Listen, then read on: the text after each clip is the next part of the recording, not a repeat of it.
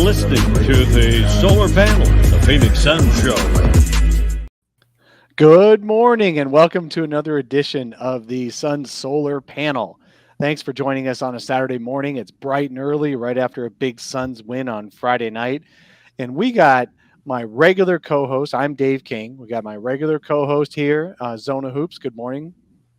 Morning. Good to be on here after a win after last week's rare loss to Golden State. Happy to keep it rolling. I know, man. It's crazy. They've got more wins in the last 21 games than they had in an entire season 3 years ago. And we have a special guest today. Huge special guest. I'm sure everyone's excited to see Max McCauley right here on YouTube. Max, welcome to the show.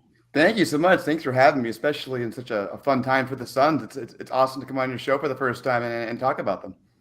I know. This is incredible. It really is. I've been wanting to have you on for a very long time. Thank you so much for joining us, Max. Max from the 7 Seconds or Less podcast, the extremely famous podcast, one of the best out there. I wish it was still going. I used to listen religiously. I appreciate that. And yes, and with co-host David Kevin, and many of you know him as David Nash. However you know him, 4 Point Play. Max and David had a great podcast going, and you probably just listened to their latest release at the Quarter Pole. They put out something. If you haven't listened to Max and David lately, give it a listen because you won't be disappointed. Those guys really do a great job. Yeah, David really went out above and beyond in that one, counting every single foot on the line 2-pointer Booker's ever had in his career by going back and watching every single one of them. I don't know how he has the time to do these things, but he did it. So if you're interested in that, check that out. Yeah, David's an absolute sicko, and I mean that in the best way possible. Like, that's just crazy. That just shows how much research he puts into it. So definitely go check out that podcast, and excited to have Max on. He's one of my favorite followers on Suns Twitter and Cardinals Twitter as well. Just he's always tweeting stuff that, like, I'll check the timeline. It's like I was just about to tweet that, or like I can relate to it. So excited to have him on. Oh, thanks. That is the thing about Twitter. You got to look at who just tweeted what you're thinking about tweeting, so you're not repeating people. Yeah, especially if you're tweeting about a game that happened like a day before and you kind of late on it. I'm always worried about just tweeting something that's already had like 7,000 likes for somebody. Exactly. And yesterday we were in the pregame with Monty Williams, and the first question was, "Is DeAndre Ayton good to go?" And Monty said he's out, and immediately you hear a click, like an enter key hit. And he looks over at Kellen Olsen. He's like, wow.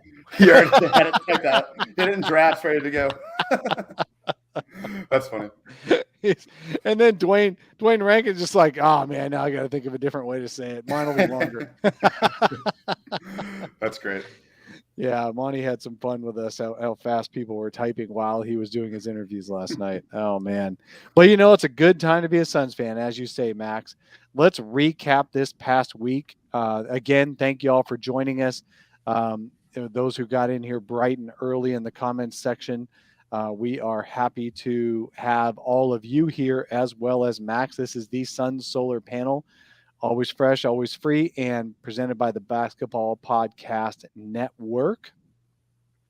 Today, we are going to have 4 quarters of good time here. We're going to recap the week. We're going to go through a true or false section with Max and Zona and I. We're going to tell you who our favorite buyout targets are. We still don't know Max's, so that I'm really curious about what Max has, but he's going first on this one, so he gets the pick of the litter on that. And then last, we're gonna preview this upcoming week. So I am really looking forward to it. Let's get into it. First question is, we are going to recap the week. General observation. So let's just talk about Max. Why don't you take us through what you saw this week after the Suns' winning streak, 18-game winning streak, was broken last Friday by the Golden State Warriors. They played only 2 games in the past 7 days, and they beat both teams. So tell me what you think happened. What's your takes? Well, it's really interesting because I kind of think the 2 games were very different from each other, right? The first one was a little bit more of a struggle than the second one. The first one really just came down to Chris Paul being a magician in the clutch. Like, I think we probably should have lost that game. I'm not going to lie to you guys. Arizona now legalized gambling, and late in the fourth quarter, I placed a bet against us in that game, just as emotional hedge. I thought we were going to lose. Chris Paul didn't let us lose. He's been doing that all season, doing his whole career, just playing like that in crunch time. But the Friday night game, the Boston game, totally different story. The offense finally clicked without Booker. I thought it's taken this long for it to finally start to work. They made a lot of shots. That helps. But, it just generally seemed easier for them. Whereas I think before last night, before the Celtics game, it really felt like a struggle. Like you really, really felt Devin Booker's absence before that game. Yeah, totally agree. I think that Spurs game, it feels like it was so long ago too. Like this long gap in between games. It's almost like I forgot what happened. I had to go back and check. But yeah, I think this Celtics game, like Max just said, I think everyone just kind of felt more comfortable in the offense without Booker because he's kind of always been that bailout. Like I'm gonna go get a bucket whenever nothing's working. And there was some like hesitancy from some of their players like throughout this game too. But I think just the balance overall with like Cam Johnson, Cam Payne looking to attack was important. And just this win just shows how deep and balanced they are across the board. So really encouraging win, really impressive win against a team. Obviously, I think they're like in their fifth game of like a West Coast road trip and probably ready to get home. So they looked like it, to say the least. But the Celtics definitely looked like they didn't want to be there on Friday night. That's for sure. So them and Eric Bledsoe. So let's go into a little bit more detail on Monday. I want to just talk through that. So the Suns played the Spurs. They had a big lead, 16, 18 points in the third quarter. And then all of a sudden the Spurs came roaring back. It was 16-point lead. The Spurs came roaring back and tied the game at either 88 or 98. Now I'm forgetting that part. I think it was 88. And then Chris Paul just decided, as Max alluded, that the Suns weren't going to lose that game. The Spurs roaring back. How did the Spurs roar back? I think the Suns just took their foot off the gas. It was a Monday night. They didn't have Devin Booker to bail them out on some tough shots. And the Spurs came back and tied that game. And you would have thought, as Max said, he put a bet on against the Suns to lose for the Suns to lose, because that's the kind of game a team loses that we've seen for the past decade. We've seen when the Suns lose their edge, or any team loses their edge, it's really hard to get it back. No matter how much, I know it takes a ton of effort to get all the way back in the game, and that's the excuse the coaches use anytime a team does a big comeback and then still comes up short. But it just feels like it's really hard for most teams to get back into it emotionally. Well, Chris Paul seems immune to that kind of emotional letdown, and he just decided this wasn't going to happen on this night. I thought that was pretty incredible. And then on Friday, obviously, as you guys just saw on Friday night, the Suns just hit the gas in the second quarter, and then they kept the foot down on the gas, and then the Celtics just kind of gave up at 5 minutes left. They put in their deep bench and didn't even try. So it did look like the Celtics didn't show up. I think Marcus Smart started, 0 for 24, it felt like, in that game. He was shooting the way you want, like JaVale McGee goes into a slump, or not JaVale, but I'm sorry, Jay Crowder goes into a slump. It seemed like Marcus Smart has that in spades when you get cold there. So, all right, that was those two games. Any other comments on those two? Yeah, we should probably talk about JaVale McGee. You briefly mentioned him there, but he was unbelievable last night. He knocked down a three. He was all over the place on both ends of the floor. I thought he was probably our best player last night. Maybe Jay Crowder would also have a contention for that. And then one other thing I think we have to talk about is Jaywen Smith. For the first time in his career so far, looking like a real NBA player was nice. If not only just to contribute this year, I mean, I think that would be somebody, we'll talk about trades later, who we really like to have some value in a trade, because it's kind of hard for the Suns to make any kind of deals with their current roster. Jalen Smith being something would really help that. Yeah, send that footage to all 29 NBA GMs. That's how Jalen plays every night. Can't convince me otherwise. But yeah, I think Jalen stepped up big time. He looked competent, and definitely a pleasant surprise. Whether it's something that's sustainable or not, hopefully we'll find out. I mean, I think he's earned the right to at least get some minutes. And with Dario and Frank out, it would have been concerning if Ish Wainwright was still beating him out for minutes. So he kind of had to play tonight, I think. But yeah, encouraging from him. And then Kareem McGee was great. I mean, just the stuff he was doing was, shooting the threes. Obviously the second one didn't go as well as the first one, but it looks like he has a lot of confidence, and Monty has instilled that in him, and he's been a great addition. I was excited about picking him up, but he's exceeded my expectations for sure. Yeah, man, that's been the great mystery has been Jalen Smith not getting many minutes in his career at all. Monty Williams has shown he's not afraid to play younger guys. He played Cameron Johnson his rookie year a lot of minutes. It's just that Jalen Smith has, for some reason, not earned Monty's trust even before the game. Now, Monty might have been coy, but the fact that Jalen Smith has only appeared in like 30%, even appeared in 30% of the Suns games when there's a lot of garbage time to have been had over the last couple of years, and just doesn't get in the rotation. And they're how many centers down? They're 4 centers down as of last night, if you include Dario, I think. It feels like it anyway, at least 3. And Jalen finally had to get minutes, and even then, Monty Williams was non-committal about making Jalen Smith playing. And I think he had to have a good first half to be able to get back in there in the second half. If he had not had a good first half, you wouldn't have seen him again. But big props to Jalen Smith just doing his job.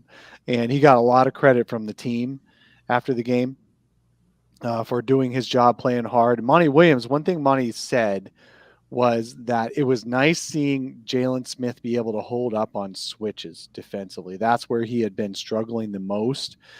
Is not necessarily, everyone knows he can rebound. He can get offensive rebounds, defensive rebounds. He can shoot. He can't make necessarily, but he can shoot.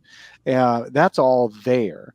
But if you get lost on defense for a team that prides itself on great defense, then it's really hard to get on the floor. And so hearing Monty say he didn't embarrass, he didn't use the word embarrass. Monty never says anything like that. But he said he held up defensively in switch situations because the other team was doing a lot of switching.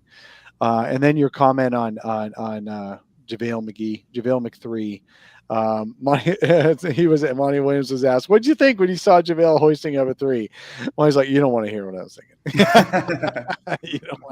That's not JaVale's job. And I forget which one of the guys said it. It was either Jay or it was Monty, but JaVale was supposed to roll on that second 3, but his arms are so long he caught it and was able to step back all in one motion to the 3-point line. I think that was the one Monty's talking about, where he's like, "You don't want to hear what I have to say." And Jay Crowder said, "Yeah, we need to learn when the right threes are, when's the right time to shoot threes and when's not. Sometimes we forget." So that was pretty good. But everyone's really happy. JaVale McGee, 21 points, 15 rebounds in 26 minutes. And it was really key that Jalen Smith played well because they didn't have Frank Kaminsky to come in and play 30 minutes. I mean, the games that the Suns centers have had this year are incredible.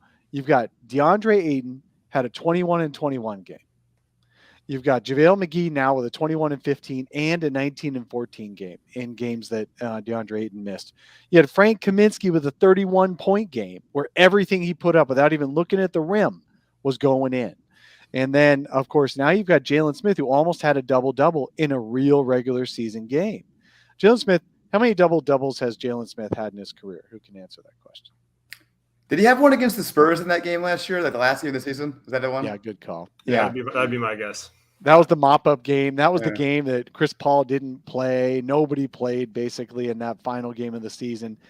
That one didn't really count in my mind. Obviously, it didn't count in my mind because nobody was playing that needed to play. They didn't need the win. They pretty much had the 2 seed locked up. Or no, they had definitely had the 2 seed locked up. They almost could have had the 1 seed if the right teams would have lost that day, but that wasn't the way Sunday went at the end of the season. That was the each one more game winner, right? Yeah. Yes. That was each fun. one more. That was fun. The best game of his year. Yeah. Well, it got him a contract. Yeah. The playoffs didn't go so well for each one, but that was a nice moment. That was a nice moment. Yeah.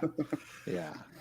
Landry Shamet, I'd rather have him coming off the bench than anybody who came off the bench behind Devin Booker and Chris Paul last year. That's for sure. The thing on Landry, maybe just quick side though, because I'm the Landry Shamet guy. He's so close to being like what I want him to be. He just can't finish at the rim right now at all. He just cannot finish anything, and that's unless he's dunking. Right? He had that dunk last night, but when he's trying to lay it up, he's just missing everything. if he gets just like a reasonable finishing at the rim, he'll be really, really a solid kind of piece for the Suns going forward. There's been a couple of times where it looked like he was surprised he even got to the rim. It's like he didn't know what to do once he got there and got past his defender, and the big didn't come over to meet him. So that was interesting. It's been interesting because you're right. If he could just finish at the rim, he'd be more valuable, and he'd get a little bit more confidence. And I'm sure he got tons, but I think part of it is that the other teams he was on before this didn't let him do that. Didn't let him try to drive, make his own offense. So hopefully, just getting used to it, and he'll improve there. Yeah, and I noticed his career averages like for 2-point field goals are like it's way below his career average right now. So hopefully that'll start to climb up. But obviously, like you said, he's still probably not used to having this role. And like even with Cam Johnson, it kind of took him a little time to like realize he needs a counter. The defense closing out hard and attack. So I think it'll come. Like he's not going to shoot 30% on twos the rest of the year. We hope. Yeah, I mean he's shooting 40+% from three though, and yeah, this whole bench mob, just really cool to see them all score in double digits last night. Obviously these two of them had to get upgraded to starters, but it just shows the depth of this team. Absolutely. Yeah, no. So with those guys all having, and Jalen Smith did finish with 7 points and 9 rebounds in important minutes. Between him and JaVale McGee, they just had an incredible night at the center position. And JaVale actually after the game said that Monty Williams is really, really good at making this a center, making it easy for centers to do well in this system. And what he meant is not necessarily you're going to get all the points and rebounds because JaVale's doing a lot of that just from his own effort, but he's being put in positions to be able to do that, which is good. And he even talked about, even when in a night where he gets 21 points in 26 minutes, he even talked about how the center's job is to draw the defense more so than finish the shot and get the ball in the post. He's like, yeah, I got to remind myself not to get frustrated when I dive hard, seal off the defender and still don't get the ball because Chris Paul's throwing it over my head to the open 3-point shooter in the corner because that defender already dropped down and tagged me. So he's like, it's just a fun offense. It makes us all feel good and look good. And it's just fun to play in. And this is besides JaVale McGee, who's only for maybe the third time in his career, in his long career, is averaging double digits in points. Besides him, nobody's having a career year, and yet the Suns are off to their second best record in franchise history after 20. What is it? They're 21-4, so 25 games. The only team that was at a better pace in their history was the 04-05 Suns. When they started this season, 31-4 in the first half.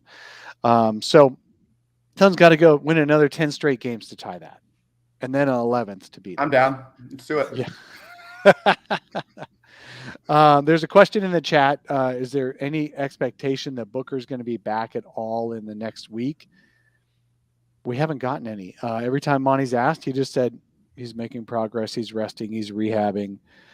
They don't want Booker's injury to linger. He did have a hamstring in the finals that he played through, and he's had hamstrings off and on throughout his career. So I think the Suns are just, especially when you go 3-1, in his absence, and 4-1 if you count that first Golden State game where he left in the first half.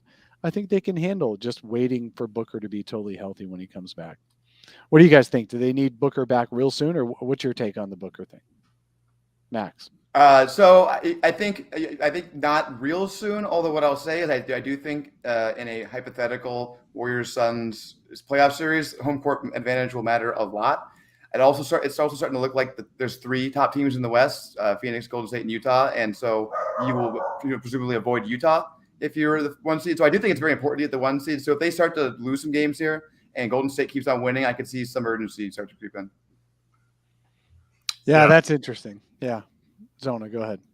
Yeah, no, I totally agree. It's a good point about home court. We saw how important that was last year for them. So I think obviously you don't want to rush him back or anything. But if he's ready to go, then there's no reason to sit him for too long. Hopefully sometime before like that Christmas game, he can come back and maybe get a couple reps in. And because I'm really looking forward to the Suns Warriors, it's going to be awesome.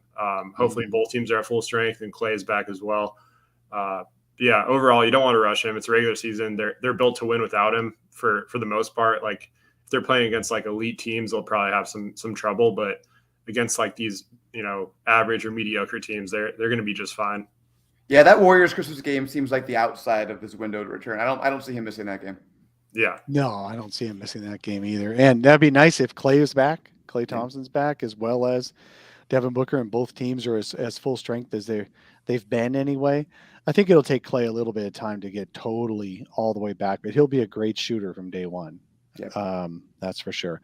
All right. So Monty Williams also this week, just to finish recapping the week, Monty Williams, it was reported, although he wouldn't comment on it because it wasn't made official, but it was reported that Monty Williams is going to join Steve Kerr's staff, and Steve Kerr is going to take over the Olympic team going forward, Team USA going forward, not just Olympics. There's the other competitions as well. And so with Monty Williams joining the staff and Devin Booker becoming a mainstay on that team, and I'm sure Chris Paul, if he ever felt like it, could play on the team as well. What do you guys think that means for the Suns going forward? Zona, you first. Mikal Bridges. That's all I will say. I think he's going to end up on the team. He has to be. Like, he's a perfect Team USA player. And that was my first thought, just because, like, looking back to what Steve Kerr said about Mikal and how much their Warriors respect his defense and all the little things he does. And then obviously Monty loves him too. So I think it would be really cool to watch Booker and Mikal hold up a gold medal together. Like, that's something, sign me up for that. But congrats to Monty, totally deserves it. Him and Kerr together, I think it's going to be a really good combo just because of their offense. It's really well balanced and predicates to sharing the ball, which you need on a team filled with stars. So I think it's a good hire, and looking forward to seeing if that leads to anything for the Suns as well. That's a great point on Mikal. I hadn't thought about that before, but he would be awesome on Team USA. I mean, we all saw how good Drew Holiday was for Team USA. You need defenders like that. Not everyone can shoot all the time, and you can't have all the guys averaging 25 points per game. So I think it makes a lot of sense. And yeah, really just happy for Monty. He totally deserves it. He's been an absolutely incredible coach. I think every Suns fan was happy when we hired Monty, just for kind of the culture reasons. I don't think really anybody was as optimistic about how good of a coach he was going to be, and to see him get recognized in that capacity is awesome. I remember us all talking about it on our various podcasts and pod forums before the first Monty Williams season started.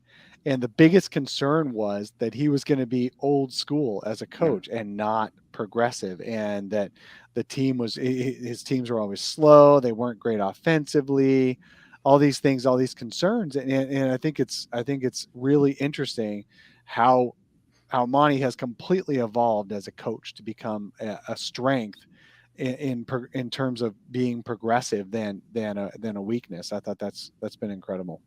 Yep, totally agree. We sometimes forget that the coaches can improve too, not just players, and he has certainly improved. Yeah, for sure. Definitely. All right. Well, let's move on to our second part of our show, and I'm going to let Zona take this one over. Zona is going to play us a game of true or false. Yep. So we'll start with the first question, the first burning question. True or false? We'll start with Max here first, then go to Dave. The Suns will surpass their franchise record for most wins in a single season, which was 62-20. I'm going true on this one. Before the season started, I thought they would equal it. I think for your column, Zona. But now, the way they played, I'm going to go with 63. I think they're going to win 63. Wow, 63 wins. So the Suns they're on a pace for 69 wins right now. So if the Suns keep winning at this pace, they'll do very well this year. And I don't see Chris Paul giving up that pace at all. And what's interesting to me is that Aiden has missed 6 games. Booker now has missed 4 games. Campaign has missed some time. Obviously, Frank Kaminsky, who'd have thought we'd just say Frank Kaminsky, oh no, missed some time. But he actually has missed some time and has been noticed. They haven't been totally healthy. Now, they're not dealing with full season issues or anything like that, but they haven't been totally healthy. So I think that's quite interesting. I would say, are they going to exceed the 62 wins? Well, if you ask Matt Moore, HP Basketball, the Action Network, I had him on preseason on the solar panel, and he actually predicted the Suns would come in under the Vegas line of 51 wins. I do hope, because he he thought the Suns would just coast this season because they had a finals hangover and that they would be just as dangerous in the playoffs as they were a year ago. But under 51 wins, I'm like, really, Matt? Really, Matt? What's going on here? But that was his call. I think the Suns are going to come up just short of the 62, but they'll still have. Let me think here. What's your next question? Our next question is who their threats are. But I would say that they're going to be one of the top 2 records in the conference for sure. I don't think I'm going to go with the over on that one. What do you think, Zona? Yeah, I'm glad we didn't go chalk, and I'll say over. I'm going to go over. I think my prediction beginning of the year was 63, and I'm going to stick with that. It's going to be tough to break that record because there's obviously going to be stretches where, more injuries could pop up or even COVID situations. Like, you never know what's going to happen. But with the pace they're on right now, it's tough to see them, like, if they can stay relatively healthy, like you mentioned, Dave, they haven't really been healthy. But if they can stay at least somewhat healthy, then I think it's pretty plausible for them to surpass that. Easier said than done, though. The season's a grind. So I'll say over, but it's going to be close. And I'm glad I didn't listen to Matt Moore because I took the over on their preseason odds. Did you bet? I bet on the over as well. So I'm feeling pretty good about that. Yeah, I think it was a stupid line. It was just a bad line. They last year were way better than that. They had the same. Didn't they have 52 or 51 wins in a short season? They had 51. So 51 and 21. So I was like, Matt, you really think they're going to go over 10 in the next the extra 10 games? And they were bad to start last season. They did not have a good start. It just none of that made any sense to me, that line. No. Yep. All right. Question number 2. We'll start with Dave this time. True or false, the Jazz are a legitimate threat to the Suns and Warriors in the Western Conference? Well, it depends on in what terms you call a threat. Threat for the number 1 seed, yes. Threat in a playoff series or threat to get past the Suns in the playoffs, I don't think so. I got on Twitter yesterday a little bit, and I always regret it after I get on Twitter a little bit and go back and forth with people. But I was basically saying that Zin, I think it was Zin, who Surging Suns, put on there, hey, just for grins, would you rather have Rudy Gobert or DeAndre Ayton? And I was in the DeAndre Ayton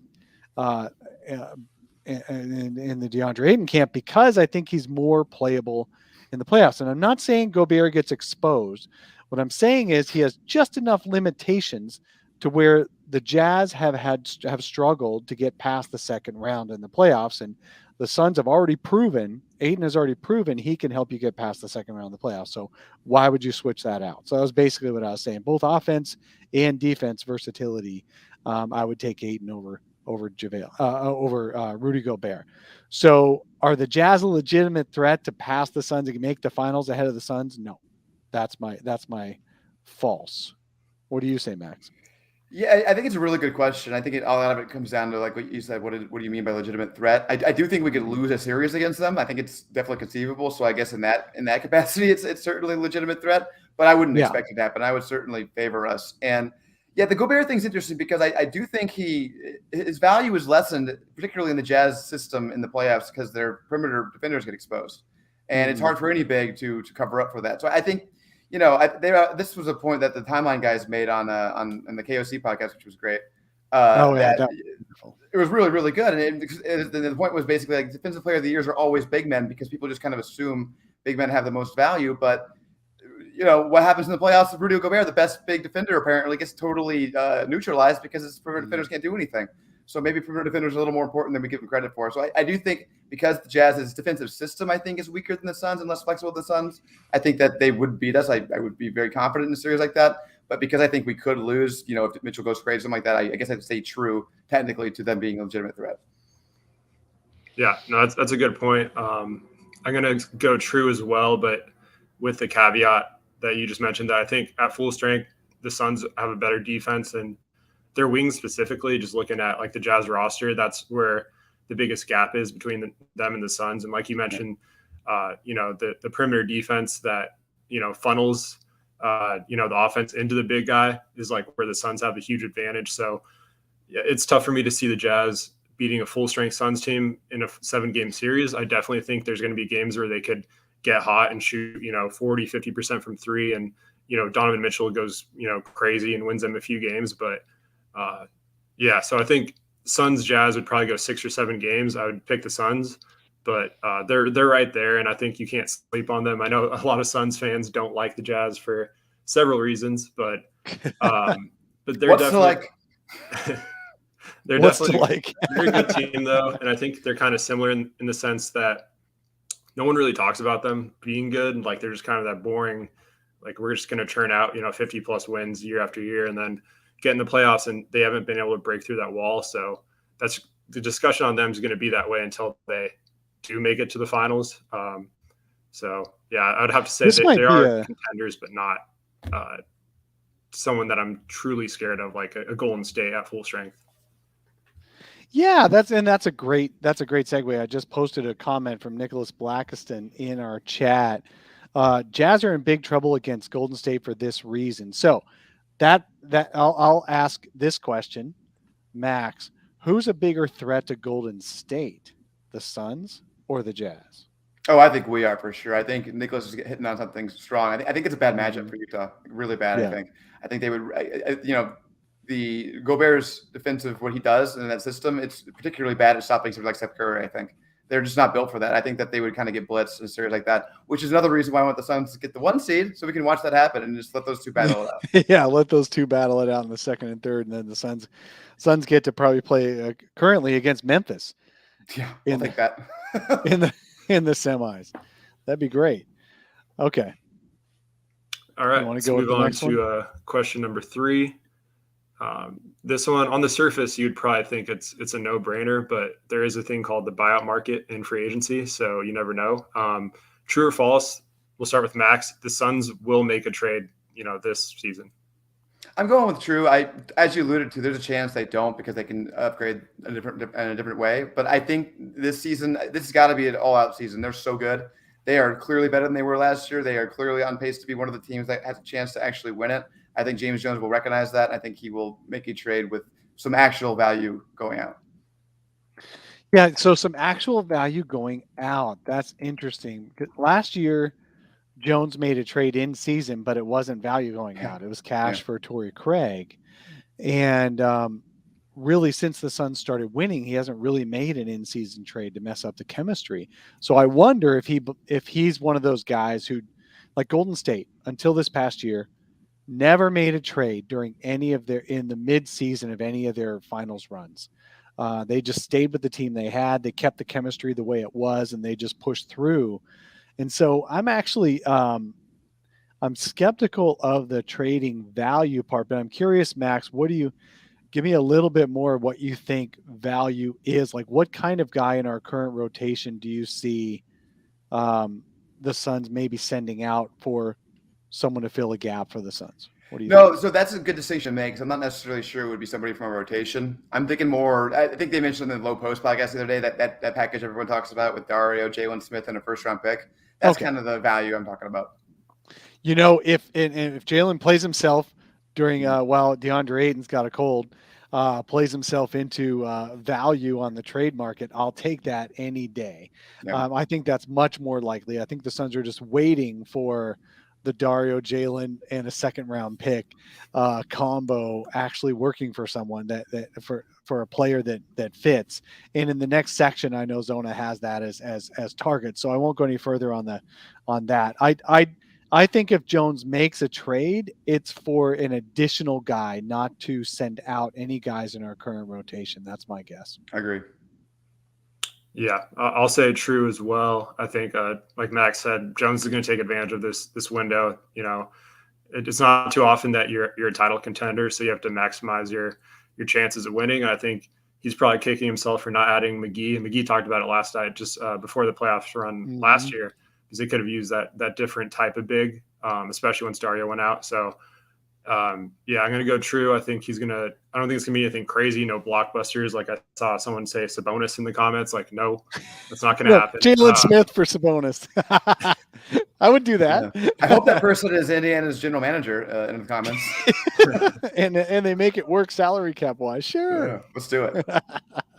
Yeah, I think it'll be more like a Torrey Craig type of trade where they just, on the margins, something like that. Nothing crazy. So, yeah, I'll go true with that. And then the last one, just a general NBA question. Obviously, the Eastern Conference is a lot better this year. So, true or false, we'll start with Dave this time. The Bucks are going to come out of the East again this year. Man, that's tough. That's a tough call because you got some really good teams in the East, and I thought the East playoffs were fun to watch last year. I thought definitely the East playoffs were fun. The Hawks could surprise. I think they came back to earth a little bit. At some point, we need to have a whole show on how these other teams have fallen back to earth, but the Suns have not fallen back to earth, and I think that could be a whole show right there. Will the Bucks come out of the East? You've got Miami Heat. In a perfect world, they're almost like they're a better version of the Lakers in that they're going with older players trying to force their way through into the postseason and finals contention with some aging players, but they do have age issues in that those guys are going to get hurt. They're going to miss some time. The Miami Heat are a threat though to get through the playoffs out there. Chicago Bulls, I think they're really playing above their heads right now. I don't know if they'll be a big factor. The Nets, is Kyrie even? I mean, is there any chance Kyrie plays this year if New York doesn't lift the mandate on vaccines? I don't know. But and James Harden looks like a shell of himself. I don't know. James is in that stage of his career where he's putting up the numbers, but he's not making the same impact that he used to make. Man, it does seem like the Bucks have the best chance of coming out of the East. So having gone through all that, I'm going to say true. I'm also going to go true because I want the rematch. Bring them on, please. Yeah. I just want it to happen. But I do think it's true. I think they're easily the safest bet. I think the only other team that I really see coming out would be the Nets if Kyrie magically decides he wants to get vaccinated or the mandate drops or whatever happens. It's very hard to predict that situation. Or they trade him for something maybe that's useful for them. Some role players, he goes to play somewhere else, and they get a team around Durant that makes sense. Because I do think Durant's the best player in the world right now, and so you always think the team has the best player in the world seriously. Yeah, I'm going to go true as well. I think the Bucks are just most well-rounded team. When their big three is healthy this year, I think they're undefeated, so they're picking up right where they left off. Obviously, the East has more firepower, I think, than they did last year. Like Miami, don't sleep on them. I think in a playoff series, they're going to be held to play with Lowry and Tucker and Adebayo, Jimmy, all the shooters they have with Hero and Robinson. And so they're going to be tough out. I think you have to take them seriously in a playoff series, but I think the Bucks just have more talent and a guy named Giannis that is just impossible to defend in the playoffs. So I'm going to roll with them. Philly and Chicago are kind of just like really good regular season team, but I'm not sure they're going to like make it past the second round. Then the Nets, obviously, like you guys said, just you never know with Kyrie, so it's tough to really predict. But yeah, I'm gonna go Suns Bucks round 2. Let's do it. What's really interesting is that the Nets. I'm using interesting a lot today. I don't think I use that all the time, but all of a sudden today it's on my brain. The Nets are playing bad, in my opinion. They're not impressive, and yet they're leading the East at 18-8 in an Eastern Conference that has more winning teams, better records than the West this year. That's impressive. Somehow they're getting these wins out while they're trying to get their feet under them. And look, if James Harden starts playing MVP level again, they won't need Kyrie to make the finals. But I just don't. I got to see it before, I got to see him happen. And a lot of the role players have really fallen off too. Like Blake Griffin was massive for them last season, and he's just a complete no-show this season. And those kind of things really start to pinch on your chances. Yeah, you mean definitely. Blake might actually have been worth that minimum contract that he signed for that he outplayed last year? Yeah, now he looks like he's more like a minimum player, yeah. No, to be fair, they have been missing Joe Harris. I'm pretty sure they've been missing Joe Harris, and that's a huge part of their offense, getting threes off being wide open. I think Joe Harris had the most wide open threes for a couple of years straight there, and that'll happen again once he gets back in the groove.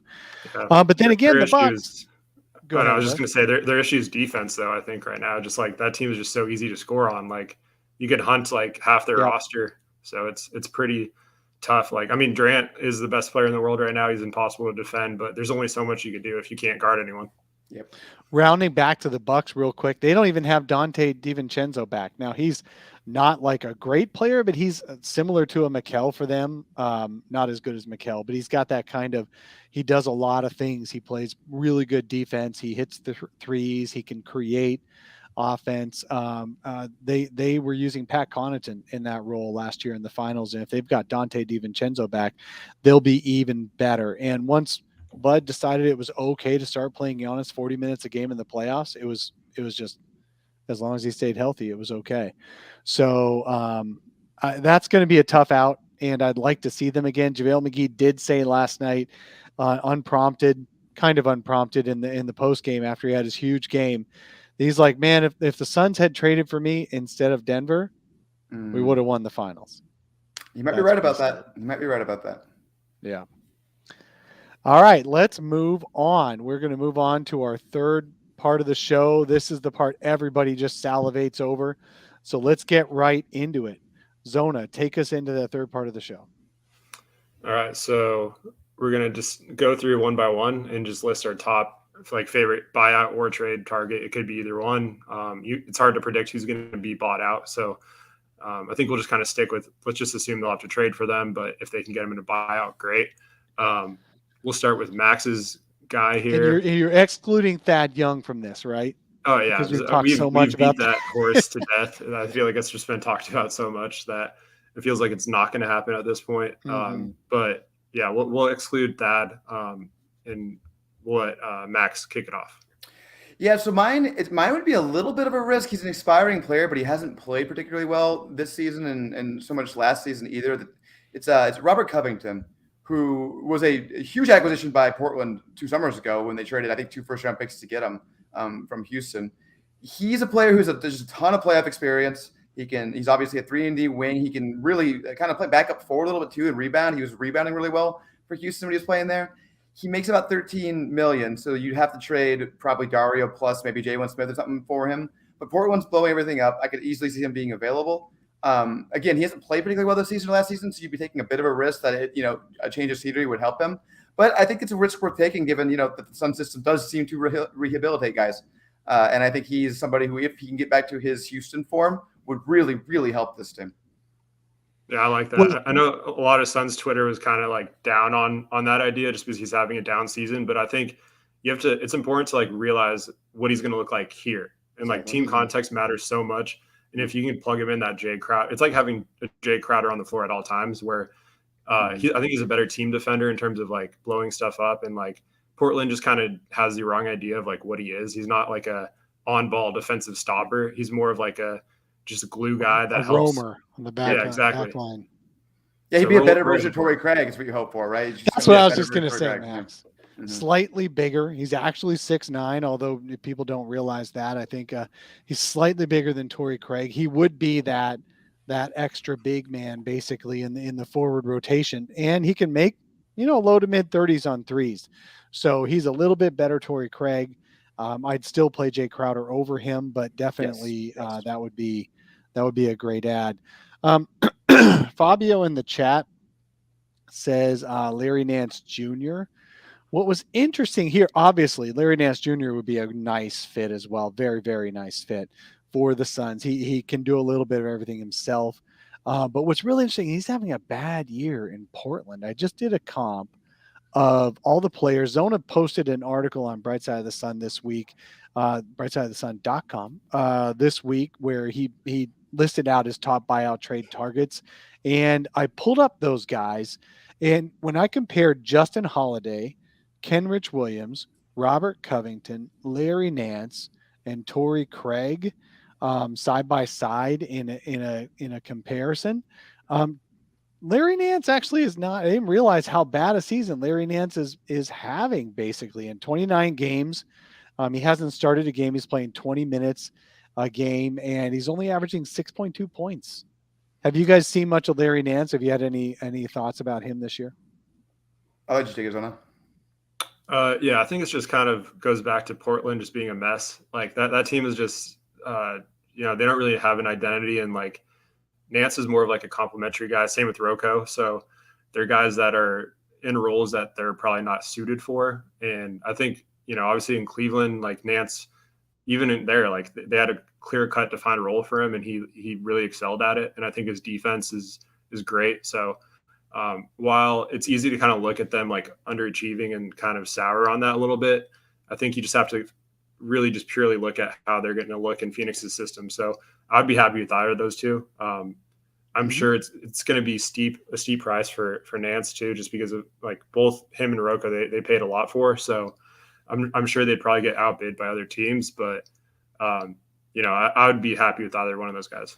The one issue with Larry Nance is he's really more of a 5 than a 4, and I think Portland trying to jam him to the 4 spot is part of the reason why he's been struggling.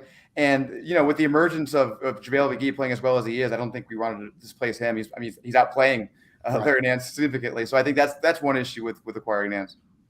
Absolutely. Yeah. Okay, so let's go into Zona. You were next. So who's your guy, Zona? Kenrich Williams from Oklahoma City. I think this is by far my favorite, just for a lot of reasons. He only makes $2 million this year, and has an option for a team option for $2 million next year. So just probably the best contract in the NBA. Sarver's listening. Yeah. Yeah. So, I mean, I threw out a hypothetical trade of going out for him and Muscala from OKC for Jalen Smith. That works straight up in salary. And you're looking at two rotation players back for Jalen Smith. Yeah. For $5 million total next year as well. So they're both on the books. To me, that would be the greatest trade in the world. I would give up a first round pick. Along with that, Kenrich Williams is a positive on OKC, which is insane. Impossible. That team is very bad. They lost by 73 last week. Yeah, and he didn't play in that game, so that just shows you that helps. He's very good. And I think a lot of people want Torrey Craig back, and I get that he's like the known commodity, but I would rather go for someone that's like kind of that has a chance to be the next Torrey Craig or even better. And I think that's what Kenrich could be, like ultimate glue guy, a hustle team player, would fit right in, can guard multiple positions, good rebounder, and does all the little things right. So I think the second unit could really use a guy like Kenrich Williams. So I'm all in on that. That's my guy. I'll die on that hill. But yeah, I'll let Dave go with his guy now. He is very similar to a Torrey Craig type in that he's 6'6", 210. So he's like Jay Crowder, Torrey Craig kind of thing. He's what I love about him is he's got a beard and a mullet. Or at least he did last time I looked at him. He's one of those rotation guys, right? He only averages 20 minutes a game. A lot of these guys you're mentioning, Zona, in your article, and Kenrich being the prize of those guys, is that they're great in spot minutes, 20 minutes a game, coming off the bench, really do well just bringing the energy and knowing their role. And that is imperative on the Phoenix Suns, that every player knows their role and doesn't expect more than that in a game, because that really feeds into the morale of the team and the spirit of the team. So all these guys we're mentioning would be great in that kind of situation, and with Kenrich Williams being a really good target. So I'd be real happy with that kind of trade. And no, I don't think the Suns would have to give up a first round pick. They can't even trade a first round pick till like 2027 anyway, because of the various protections that there are on the Chris Paul one. But that Chris Paul one will go out this year. And once it does go out this year, then the Suns will have freedom to trade 2023 going forward, I believe. That's right. Yep. All right, my pick. I'm going to go with another one of the ones you mentioned in your article, Zona, and I'm going to say Justin Holiday. Justin Holiday fits the same exact mold as the guys we've been talking about. He can be a swing man in the – do we have a pattern here that we're picking swing men who can play the Torrey Craig role? We don't like Abdel Nader as much as Monty seems to like Abdel Nader. Oh, my God. I don't like anybody as much as Amani likes Abdel Nader. It was one of those surprising things that's happened in the last couple of seasons when he was inserted immediately into the Game 4 of the West Conference Finals after missing 3 months. I could not believe it. Shocking. As soon as he came off the injured list, yes, he was in there, and all of us were like, "What? What's happening right now?" I'll never forget. Even Nader post game, like he said, even he was surprised. Like he had no idea. So, good stuff. Right. So Justin Holiday makes $6 million this year, $6.2 million next year. Fairly easy fit with including Jalen Smith in that trade, and so getting him, he plays. The Pacers are looking to blow it up. Of course, there's bigger names on the Pacers, but he is going to be one of those available names, I'm pretty sure, and that would be a nice pickup. So any of these guys, right? Rocco, you've got Kenrich Williams, you got Justin Holiday, Larry Nance Jr., all would be pretty good pickups, and Torrey Craig as well. Torrey Craig, even though he had one game this year where he had like 28 points and 11 rebounds, and Suns fans were like, oh, we gave up on him just before he became a star. Well, he's still, for the season, only averaging 5 points. Yeah, I don't think he's shooting very well this season either, right? I think he's having kind of a down year so far. Yeah, 26% on threes and 48% from the field overall. So he's not, I mean, his best shooting was with the Suns, that stretch. And he would fit in great if he becomes available. He's actually just a little bit cheaper than, again, fits in the Jalen Smith trade window salary-wise, because we're very lucky that Jalen Smith makes $4.5 million a year. That really makes it easy to acquire some guys out there. So I go Justin Holiday. I'm just going to throw another name out there, swinging for the fences. This would require the Suns including a Dario and maybe one other player. If Monty would part with Abdel Nader, you could include him and Jalen Smith, and that could get this deal done. That could actually get this deal done. What would you guys think about adding Harrison Barnes if the Kings decide to move on from him? So he's a better player than we were talking about right now, and it would be really interesting. I mean, obviously it'd be awesome to have him. The only issue I see is the kind of the fit. Him and Crowder are sort of going to be wanting to be the same guy on the team, I think. Does Crowder go to the bench? Does Harrison Barnes have to be on the bench? I think that is the one issue with it. If those two could work it out, though, obviously it'd be spectacular to have him on the team. Yeah, I'm with Max. I think they're both kind of. I feel like Crowder would probably have to be he wouldn't have to be financially in the trade, but it would make sense if he was, in terms of you still have to play Cam and fit Barnes in there as well. So I think obviously he's more offensively gifted than Jay. He can create his own shot in the mid range and stuff like that, which would help in the playoffs a lot because they kind of needed that third reliable option. So I think it'd be a good fit in terms of what they need offensively, but then looking at the rotation and crunching the numbers, I think it would change some of the things they do. So it's tough to see that happening just because we don't know if the Kings are even going to sell at this point. Who knows what they're going to do? Right. Especially at the play-in game. Yeah, they're almost in playoff position. Yeah, all of a sudden. Even Houston's almost in playoff position right now. So after their win streak, so it's the 7 straight games. That's amazing. And you mentioned Zona that it would almost make sense to put Jay in that trade, and they're not going to trade Jay Crowder. It's not happening. No, they value what he brings too much for sure. Yep. Absolutely no. Jay is not going anywhere. He is the perfect fit for this team for sure. So I think we're all on the same page.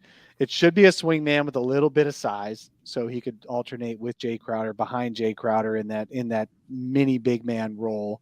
It should be someone who's great coming off the bench and very happy coming off the bench, and a guy who doesn't have a huge contract. So Harrison Barnes probably doesn't fit at all, but he'd be the kind of guy who would, salary-wise, he doesn't fit at all, but he'd be the kind of guy who would excel, I think, very well in this Suns offense.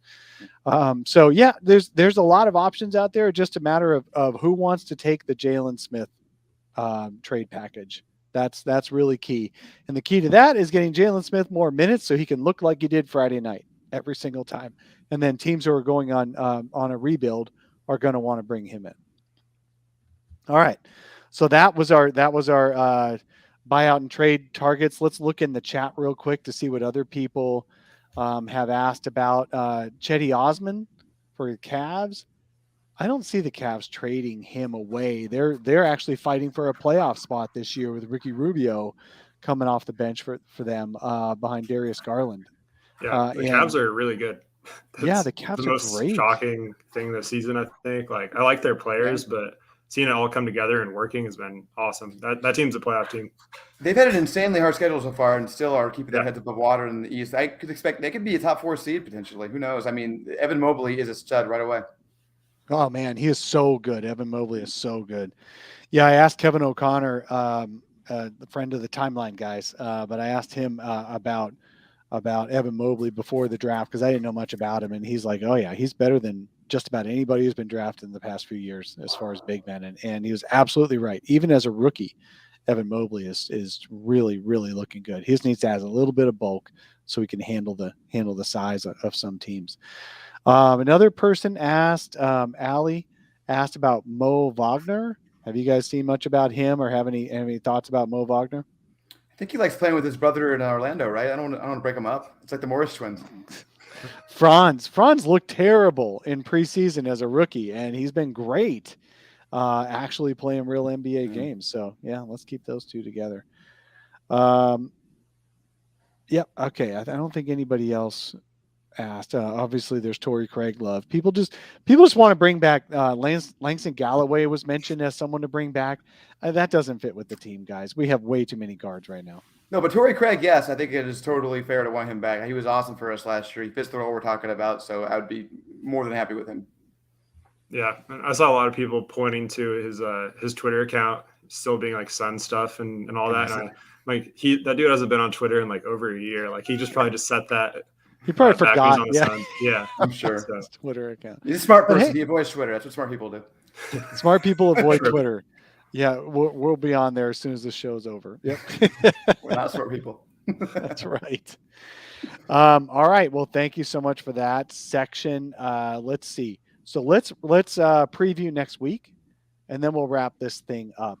So what's coming up in the next week? The Suns are at the Clippers. They're at the Blazers on a back-to-back, and then they host the Hornets. Is it the Hornets or the Wizards? They host the Hornets.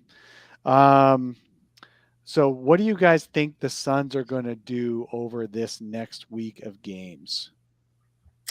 Let's start with you, Max. It's a tough question. It's a good question. I guess the safe answer would be probably 2-1 given the back-to-back, but they could easily sweep those games too. The Clippers have been a weird team this season. They're kind of Jekyll and Hyde. Sometimes they show up and they can beat anybody. Other times they can lose to anybody. They lost the Pelicans twice recently or something like that.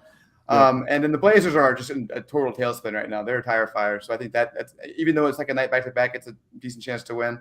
And Hornets, they have a really bad COVID situation right now. I don't know if that's still going to be the case. Wait, it is they play the Wizards first. So it's the Wizards first? Yeah. Okay. And they've had a great start to the season. They've cooled off a little bit. I still think they're a pretty solid team. That's at home, though. I mean, I think 3-0 is definitely within the realm of reason there. What do you think, Zona?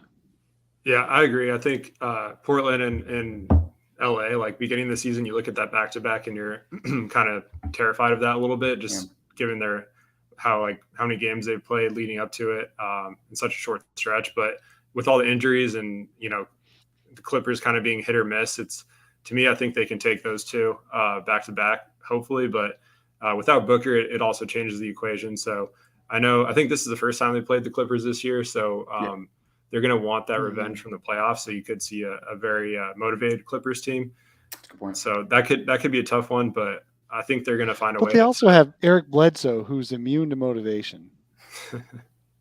True. Yeah, I didn't get that move at all for them. I did not understand that move for them, and I haven't paid close attention. I don't think he's been playing that well. I'd be surprised if he has been. He hasn't been good in a while now. He has not been playing that well. He has an occasional good game, but he's pretty much a non-entity. There you go. Yeah. It's Eric Bledsoe right now. It's Eric Bledsoe. He doesn't want to be anywhere apparently. So So I'm with you guys. The Clippers are strange. They could have a great game or they could have a terrible game. I don't know. I think the whole team might be a little immune to motivation, so I'm not really sure what we're going to see at the Clippers, but the Suns will be regularly rested to play against that team, and the Suns are really great on the road. The Suns last year had the best road record. This year have a great road record, and so the Suns do know how to show up on the road. They do every time.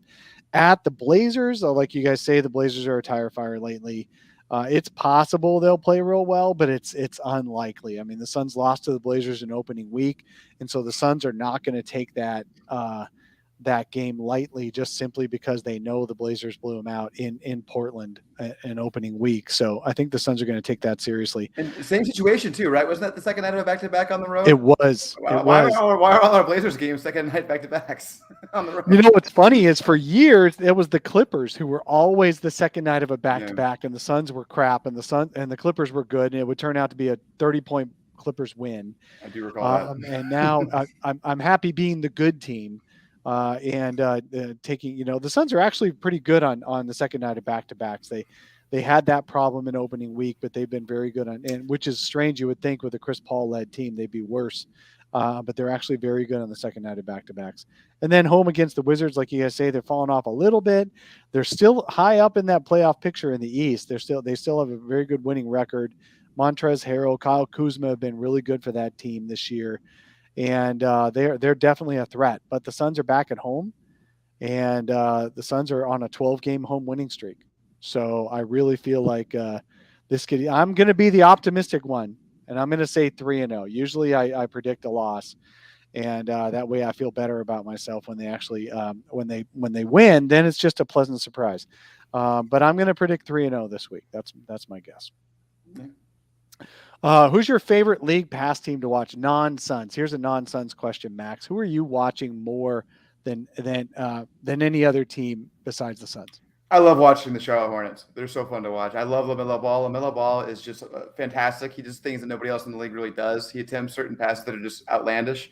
And Miles Bridges, obviously, the guy who everyone likes to use his name to say Mikal Bridges for some reason. That people can't figure out that there was two different people. Yeah. But Miles Bridges is awesome. I mean, nobody is more ferocious at the rim right now. Or as far as Stephen A. Smith thinks, it's Michael Bridges. Did he say that? I missed that. Yeah, that doesn't surprise me either. What about you, Zona?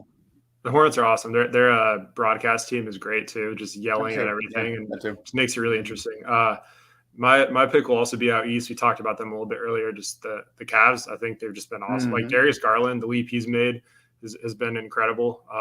The pull-up shooting, his ability to get the bigs involved. Jared Allen looks like an all-star. And Evan Mobley, obviously, I think he's rookie of the year. Like, there's no question about that at this point. That team just has good role players too that can defend multiple positions, like Osman and Okoro. And they're doing this all without Sexton. So really impressed by the Cavs, and they've had such a tough schedule too. And they're coming out on top of it. So to me, they're a team, they don't really have a ton of playoff experience outside of like Rubio and Love, but they're a team that if you get them in the playoffs, that's going to be a tough first round out for sure. So I'm a bad league pass guy because I watch so much of the Suns games and do so much on that. I've got very limited time on watching other teams. And for some reason, I tend to watch more tire fires than I do fun, exciting teams. I'll watch more Dallas or the Nets or other teams that are struggling just to see how they're struggling and in what ways they're struggling than I do fun teams. And I really should spend more time watching fun teams. I did notice the Hornets won last night, even though they were missing 7 players. That game was hilarious. I don't know if either of you saw I missed that one. No, I missed that. The ending was insane. So Martin, Caleb Martin, Cody Martin, I can't remember which one it is. But one of the Martin, Caleb Martin had a reverse layup that it was an and one, and they basically took it away because of continuation. Like his foot touched the ground, and the Kings challenged it. He did a spin, it landed before. It was like a throwaway challenge. They didn't think they were going to win it, but the time was pretty much. I think there's a few seconds left, and Gentry ended up winning it. So they had to shoot free throws, and Martin makes 1 out of 2 instead of them being up by 3, and then they foul Fox for no reason, and with the time expiring, and then Fox goes and misses both free throws, and they ended up winning by 1 point. So it was just. And Marvin Bagley chaos. missed the tip putback too. Yeah. So the Kings lost, even though they had plenty of chances to win that game. Were given chances to win, but De'Aaron Fox was 8 for 8 on free throws before missing 2 to decide the game, and then Marvin Bagley missed a tip putback. I love De'Aaron Fox. I just feel so bad how bad he's been this season. I don't know what's going on with him because he's just one of the most fun guys to root for. I love his personality, and I think he just needs to get out of Sacramento. Yeah, the Kings are like, get him over to the Suns. Sure. Let's go. I'll take him.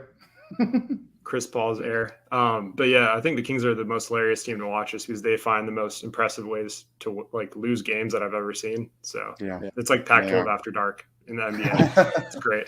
I'm happy for Alvin Gentry getting another chance to be a coach in the NBA. He kind of got the reverse of what happened to him with the Suns back in 2013, where he was the one who took over the team to finish the year after the head coach got fired.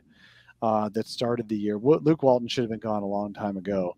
Alvin's not going to solve any defensive issues, and that is one of the Kings' biggest problems, and will remain to be one of their biggest problems. Although he does have, I'm pretty sure he's got Mike Longobardi on his sideline as his defensive coordinator, but I'm pretty sure about that, but I'm not 100%. I'm hoping the Kings make the play-in as well. They've got some fun players, and I hope Marvin Bagley gets a role. Alvin's been playing him. Whether that doesn't help their defense, but Alvin's been playing him.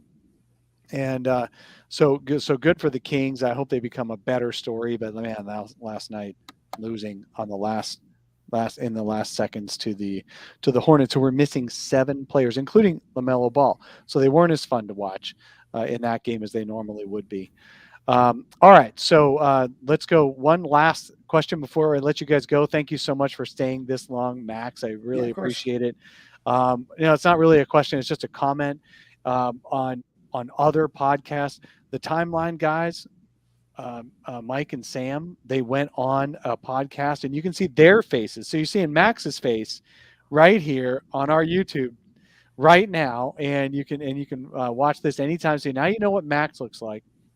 If you watch The Void, which is on the Ringers podcast feed, then you'll see Kevin O'Connor with Mike Vigil and Sam Cooper as well this week, and you get to see their faces. Now the only face we're missing is David's. We got to get David's face. What are these? He only did a pod. He only did an audio pod with Nikias Duncan with the Dunker Spot, and that was an incredible show. So I love how Suns podcasting is going big time. I really do love it, and none of this is competition. It's all fun. Because we all follow the Sun. So you guys listen. You guys next time, Max, when are you and David going to do another pod on the 7 seconds or less feed? It'll be a while. We did one last week, so it'll probably be, I don't know, maybe all-star break time ish. But in the meantime, halftime, something like that. But in the meantime, you should subscribe to his newsletter. That's where we appear, and also you should just read his newsletter because it's fantastic. David does an amazing job. Like I said earlier, no one dives into this team more than he does. When we had a podcast, he was always the one bringing all the analytics and stats. I was the one just making crazy observations. So you definitely want to follow him and read what he has to say about the Suns. You'll get smarter. Yeah, absolutely. He's got a Substack. Look for him at the 4 Point Play. That's IV. I think it's IV Point Play, right? Roman numerals. Yep.